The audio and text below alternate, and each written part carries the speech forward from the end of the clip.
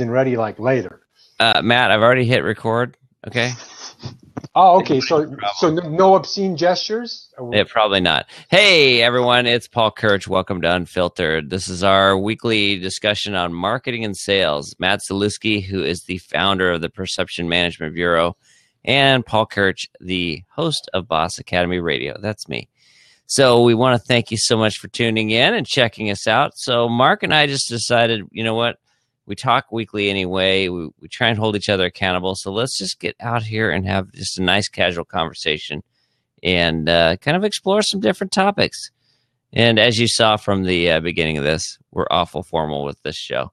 It's meant to be a little bit casual and fun. So how you doing, buddy? I'm doing very well, and I just wanted to reiterate how professional and formal this whole thing is going to be. Yeah, and you know, here's how professional and informal. Your name is Matt, and I called you Mark because I was sitting here thinking of my friend Mark, who couldn't join us today. But that's okay because I'm not wearing any pants. So see, it all balances out. So it's all good. We are off to a great start. Matt Zalewski of Perception Management Bureau, also known as Mark. Hey, so today we want to talk a little bit about a really compelling topic, I think, and that's the fact that we think marketing is often misrepresented. You know, I work with a lot of salespeople, but when I also talk to marketing people, it seems like there's such a disconnect. But if you go out and look at the definition of marketing, like just go out to Merriam-Webster and do yourself a favor. It says the act or process of selling or purchasing in a market. Gee, I don't know, Matt, that sounds a lot like sales to me. The process or technique of promoting, selling, and distributing a product or service. That sounds a lot like sales to me. An aggregate of functions involved in moving goods from producer to consumer. Once again, it sounds like sales.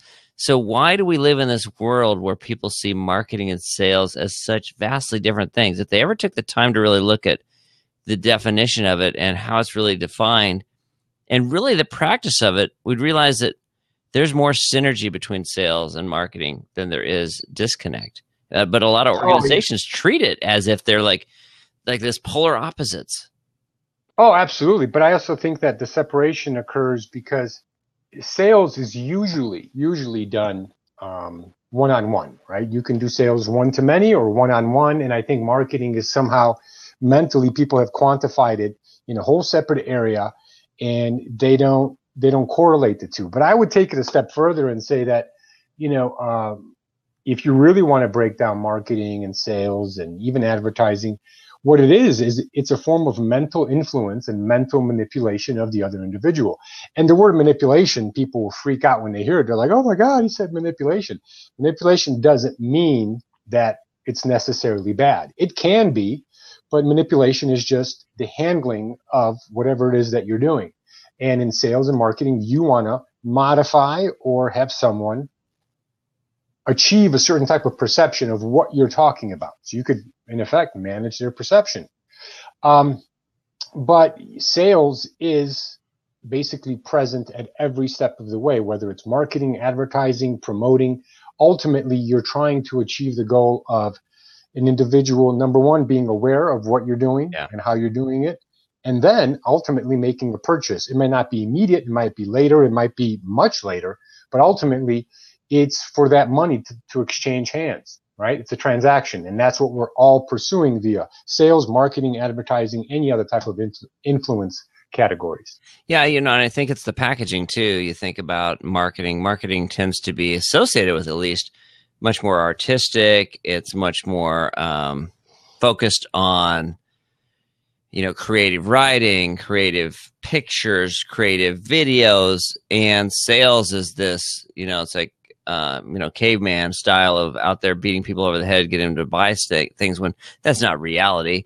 But I mean, there is something to be said for the perception of sales as being the old used car sales logic, or, you know, that really always be closing. That doesn't work anymore anyway. So there's modern sales and modern marketing are so closely intertwined, especially if you think about online marketing. Everything you do in online marketing is focused on driving someone closer to a sale. And so I think if we can think in terms of how do we talk to consumers, I think it helps soften the sales process, and it also helps maybe focus the marketing process. And I think that's where a lot of companies really struggle with this. Well, sales is, marketing is like sales, but all dressed up, right? With art and influence and all these other things. But ultimately, I think you're right that I think often we get stuck with these categories, not because there's an actual difference in them. It's just that linguistically, we've come accustomed to certain definitions and associate certain definitions with certain words. But I think that to a certain extent, marketing, as you suggested earlier, is nothing more than sales. It's just expanded, enlarged, and done in such a way where people, maybe to get away from the term sales, they just, termed it marketing. But in the end, and enlarged, that kind of sounds like my stomach. I need to. Whoa, that could have gone sideways very, very quickly. Yeah, believe me, we're talking about my stomach. Right. Nothing inappropriate happening here. It's a very professional show, like we said in the beginning. But yeah, but again, I think that if we call things what they are, sales, marketing, advertising, it's mental manipulation, period. If you don't like it, you don't like that terminology. If you don't like the usage of those words, you don't like what they mean, it's too bad, because in the end, that's exactly what marketing is. It doesn't have to be negative. It could be positive. If I'm trying to get, an individual to purchase a service or a product that's going to improve their lives, help them in some way, and I'm trying to do it in a creative way that's non-pushy but still influential, then that's still a positive thing. But I think a lot of people have such negative experiences with sales and certain types of marketing where they're being so pushy and so over the top, they get turned off, they get desensitized, and then everybody walks away and says, "Oh, I don't want to be sold." Well, and I think here's the challenge. If we think about the small businesses, they face this probably more than the larger organizations. But even in large organizations, it's true. We often can get our head wrapped around marketing easier than we can sales. And I say that just because if you've ever tried to take on a sales task, most people will tell you, if they're not salespeople, they go, "I'm not a salespeople. I don't like selling." But marketing, anyone can try and write an ad. That doesn't mean it's a good ad, but they can try. A managing director or an operations manager or a VP or a CEO can sit there and go, I can look at an ad. I can look at this advertisement and go, okay, I get this. I see what they're trying to do. But they don't necessarily understand the sales process. They don't understand the work that's going in. They sometimes make assumptions that it's easier than it is, or they make assumptions that business that's coming in would have come in even without the sales process. So why do we even need to pay this person for that sale? And I think that disconnect is why sometimes we label sales as something different. Salespeople are often seen as outsiders in a lot of organizations, unless it's a really heavily sales-driven organization. Whereas marketing is sometimes more so embraced, although that's arguable. There's a lot of companies that do a horrible job with their marketing, and marketing is a must. It's not something we really want to put the attention and energy into. But a lot of organizations can really get their head wrapped around it. You have any thoughts on that? Well, I think ultimately, I hear an echo. Do you hear an echo? Do you hear an echo? No, I don't hear an echo. No, I hear it. Definitely. It's going to be a little strange talking moving forward, but that's okay.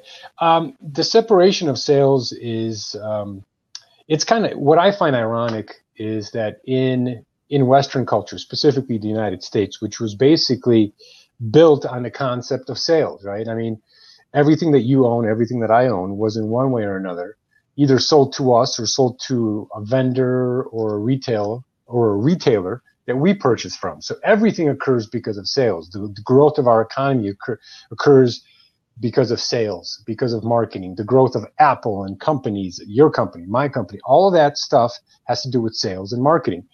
But yet, this is the blood of the American culture and system.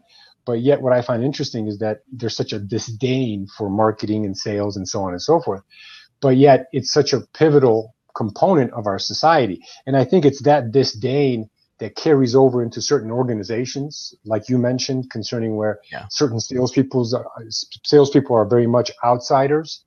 And I think it carries over into society, which is why sales and marketing is having such a difficult time now because a lot of people are desensitized and they've become so accustomed to these certain types of ads and messaging they just dismiss it outright, which makes it very challenging for certain organizations and entrepreneurs to go out and get in front of people and make an impact. Right.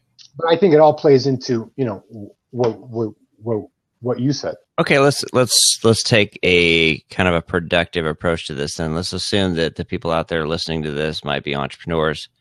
Mm-hmm. They're not dealing with teams, because if we're talking about the team dynamic, there's a lot of things that can be done in terms of aligning marketing and sales. Some of that's opening up communications, getting everyone on the same page when there's a new product released or a new marketing initiative released, making sure sales is properly trained. But those things aside, how does the entrepreneur that's out there doing their own marketing and sales, or maybe they have somebody that's helping support them as an outsider, but it's not part of their organization, how do we help them align these two initiatives? Well, I think that number one, you need to, and I'm going to preach this every day, every minute of every day. You need to understand your demographic. You need to understand who they are, where they're coming from, and where you fit in the food chain, depending on where you are. I'll give you an example. If I say the word Ford, and then I say the word BMW or Mercedes, you have automatically categorized those two brands in your brain. And you weren't born knowing the difference between a Ford and a Mercedes and BMW. But because of marketing and advertising and cultural, basically, indoctrination, you categorize them in terms of price point, category, quality, craftsmanship, whatever. That is what marketing does. So in the situation of the entrepreneur, they need to understand where their product or service fits as compared to other products or services in that area, and how they will be viewed, by their demographic. And then they need to position themselves in the best possible spot within that range. And then speak to them from that range, because especially if your demographic knows that they're going to be sold, they automatically put up a barrier. I don't want to sell. Your stuff's crap. I don't want it. Blah blah blah. So you have to figure out how to get through that barrier to your demographic and resonate with them at a very genuine level. Because if you're disingenuous in this market right now, you're going to be like that used car salesman, from 1962.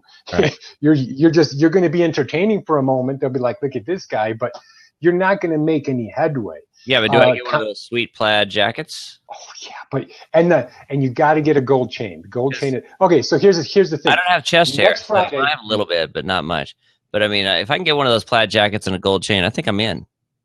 I think next Friday, if you're not wearing that, we're going to have to subtract 5 points. That's all I'm saying. I think I've said too much, but next Friday, That's what I'm thinking. But anyway, so knowing your demographic and really resonating with them and being genuine and providing them. So like if you have a product or a service and you're not getting the type of traction that you want, there could be multiple reasons for that. But it all comes down to step one, understand your demographic, get in their heads and understand why your product or service could be very beneficial to them and even pivotal to their achievement or success, in whatever area that you're selling to. And when you do that and you're genuine with them, they switch gears. Instead of putting up that wall in front of themselves and you and saying, oh, I don't want to get sold. If you're genuine and you're providing them with good content and information they can use, that wall slowly starts to come down. And that when that wall is all the way down, they feel comfortable with you. Then and only then, in my opinion, should you pursue the sale. Only after you've provided them with value and content and they trust you. Otherwise, the likelihood that you're going to be accepted and they're going to purchase from you in whatever capacity is very low. You're going to get those super low conversion rates of, less than 1%, maybe 1, maybe 2, depending on category. That does change. So I'll let you talk for a while now. No, I mean, what can I say after that brilliant tirade there? I mean, I Matt, do what I can. You're one of the finest guys in that room you're in right now. Are you the only one in that room? I'm not saying. No, it was great. I mean, it's a very good thought process, and I think in terms of if we're talking about alignment, I mean, you mentioned conversion rates, and it's really about building relationships, building trust, and Unfortunately, there's so many people out there that have the philosophy, and I know, I get it. I've done it, and not necessarily even intentionally, where your first thing is, "Hey, buy from me, buy from me. Hey, by the way, I'm Paul." And that's Right. unfortunately, that's online marketing in a lot of people's eyes because they don't know any better. If we step back and think about the list building and the nurturing and the process to go from an introduction to a sale, it's not unlike an offline sale where you must get to know them, get to know their needs, get to know, can you serve them? And if you can't serve them, can you help them find someone who can? The same thing's true online. It's just online, you have the ability to do it in mass. You have the ability to do it a lot more in volume and scale than you do in terms of offline. So, Right. But the relationship aspect does not change, because when you're doing it online, from your perspective, you're going from one to many, you being the one, many being your audience. But to that audience, it's a one-to-one thing. So as the receiver of that message, it's a one-to-one thing. So when you develop a rapport with your target demographic, you're looking at it as a group, and you must benchmark them as a group. But your communication has to be as though you were speaking with someone one-on-one. And that relationship building process has not changed. I think a lot of people, they get a little confused when it comes to having their business online. They think that business principles don't apply. And I think that's an incorrect way of looking at it, because I think most of them think that way. It's just they Yeah. kind of lose their minds when it comes to how they communicate because they don't know any better. And there's a sense of desperation at times when you're out there, you've developed a product or you have something and you want to get buyers. Okay, it's like inviting people into a show like this. Mm-hmm.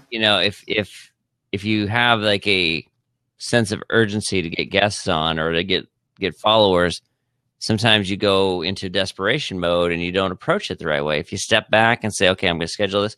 We had technical issues with our scheduled show today. So the link we're on today, we're probably not going to get other people sitting in here, and that's fine. But my point is that being proactive and being courteous and being able to provide real value, that's the key in any of this. And unfortunately, we tend to alienate very quickly. And man, you don't get too many second chances in this world. Not the way it is today. No, not at all. But I think that if you back up far enough and understand that it's still, like I said earlier, a relationship building process. And human beings, 200,000 years ago, we had human beings that were just like us, anatomically correct, same brain size, and so on and so forth. There are certain attributes in the human brain that have not altered too much. The mediums have changed, right? You've got internet, which includes different kind of sub-mediums in it. You've got Twitter, Facebook, whatever. But ultimately, human beings are still looking out ultimately for themselves. So if you get in front of someone and you're like, oh, my product's awesome, I'm great, look at my experience, I've been doing this for 50,000 years, I'm basically a genius and a guru, they're like, well, yeah, whatever. And in the back of their heads, they're just thinking, what's in it for me? What's in it for me? What's in it for me?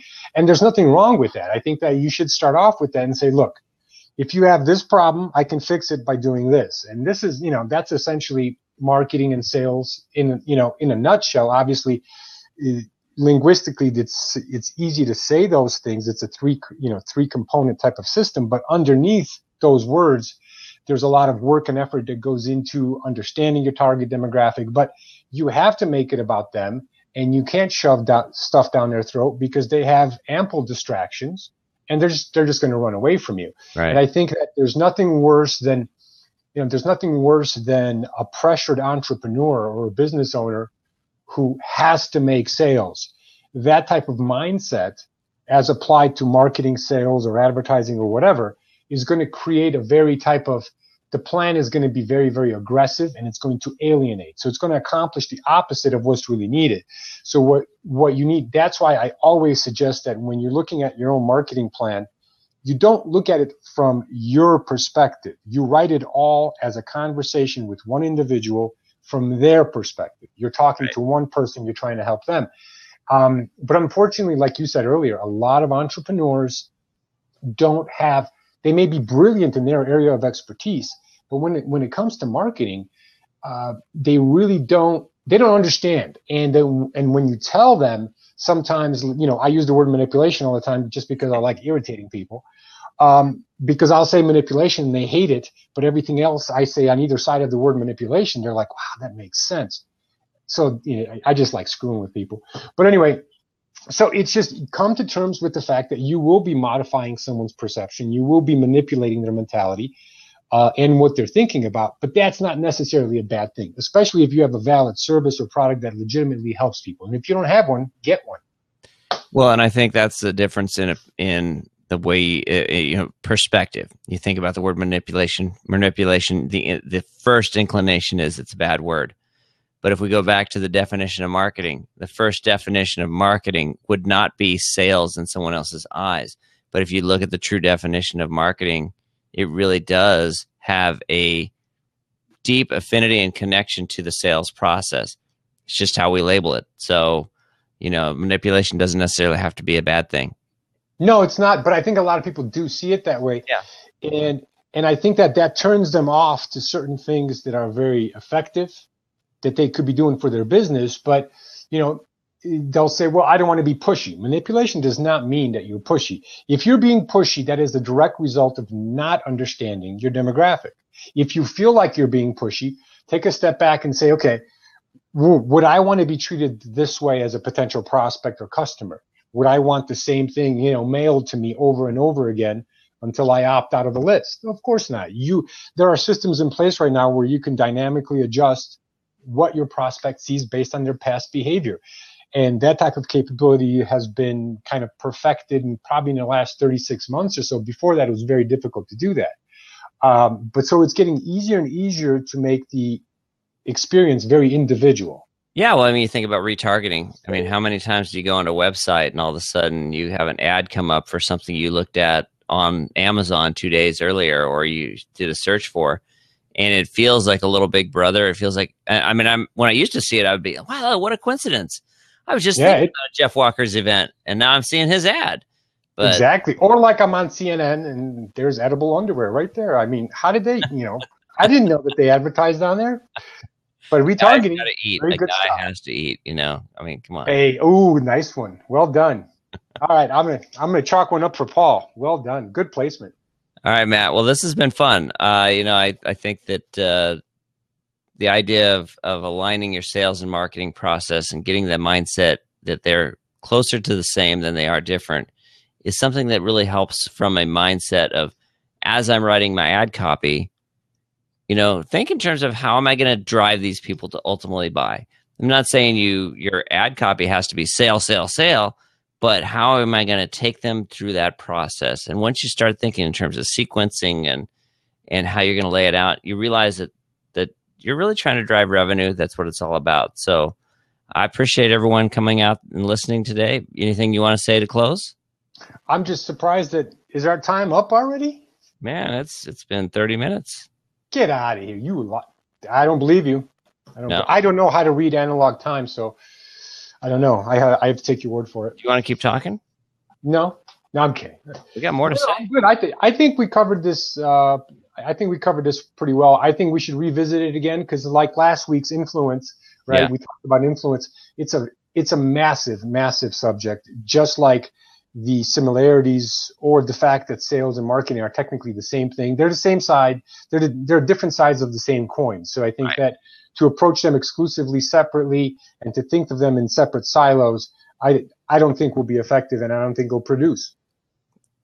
I couldn't agree more. Why didn't you just say that at the beginning? I know, right? We could have been 2 minutes in, and I could have been drinking coffee.